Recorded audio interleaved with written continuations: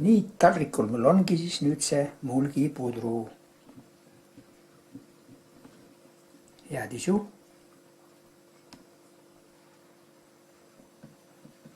Tere, hea köögisõber! Sa tulid mulle jälle kööki vaatama, kuidas ma mulgiputru teen täna hommikul. Mina olen lapsepõlvest seda söönud, aga teinud ei ole kunagi. Ja mul on siin kuskil 800 grammi on kartulit kooritud. Näete, kui huvitav kartuliks on süda. Üks klaasitäis on odra kruupi, või tangu õigemini. Õhtul ma panin ligunema vette ja nüüd on ta hästi kiiresti keeb. Ma loodan, et ta keeb koos kartuliga üheaegselt. Siis on mul soola pekki. Ta on kamara, võtsin eemaldasin ära. Ja sibulet 2 tükki. Need ma ilmselt praen pannil ära. Ja kartuli ma peenestan väiksemateks tükkideks ja panen soolaga maitsetult vette keema. Aga enne kui ma keema hakkab, siis ma panen kartulid potti ja siis ma kallan selle vee, tulise vee, keeva vee siia peale, et soolaga maitstatud. Ja siis kõige peale panen kruubi. Ja loodan, et kuskil poole tunniga on mul keenud. Ja ongi mul karvane pudru mulgimaal, kuidas teda heal lapsel on palju nimesid. Jõulutööle. Pann on tulel selle liha, ma hakkisin soolaliha, ma hakkisin siia pannile, nüüd hakkab siin rasv hakkab eralduma. Kartuli ma peenestasin ära, panin potti ja nüüd ma kallan peale siia tangud. Tangud ma panin eile õhtul 1 klaasitäis tangu, panin ligunema vette. Ma loodan, et nad täna väga ruttu saavad valmis. Siputan kütteselt siia peale, et tang kardab muidu põhjas kõrvamisse, et sellepärast ongi alumiseks lihiks kartul. Nii, ja nüüd ma keetsin liitri osa vett ja panen siia kannust liitri osa vett ja panen siia üks lusikatäis soola sisse. Maitsistan ka soolaga, sest ilmselt pärast ma ei saa talle vist enam soola panna. No ma loodan, et palju ei ole. Kui keegi ütleb, et palju, siis on palju. Seda soole peaks jätkuma niimoodi, et need tangud on kaetud selle veega.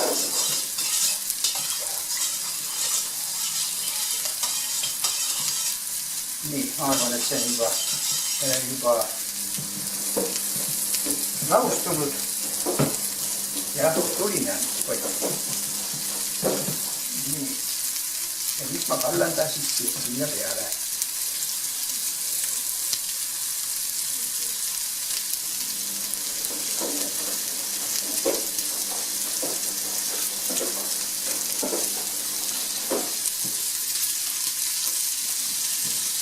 Ja peaks piisama sellest. Ta on kaetud veega. Ja nüüd ma panen ta tulele.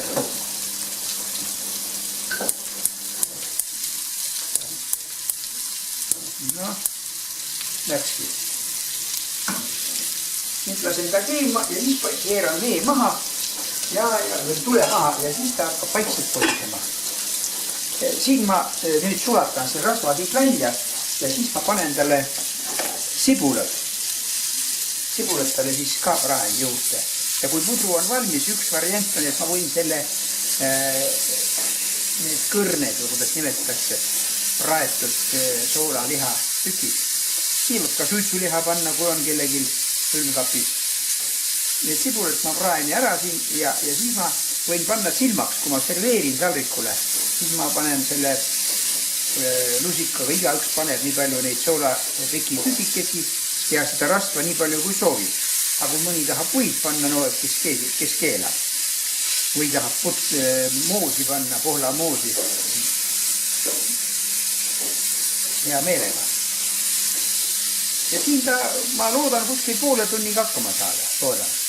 See kartul keeb ära ja siis natukene haudub pärast, siis näed. Mina teen seda esimest korda, aga peagi mul on lootus ja usk. hea soov kilda tuleb. Ja hommikusöögiks ma saan siis mulgiputru. Nii, nüüd on see pudrul on vesi ära keenud, ta on mul 2 tundi keenud. Rahulikul tulel haudunud. Ja nüüd ma siis võtan sellise asja ja üritan sellega siis nüüd nagu tampida või neid segamini. Proovisin lusikaga. Tangud või kruubid olid pehmed, kartul on pehme.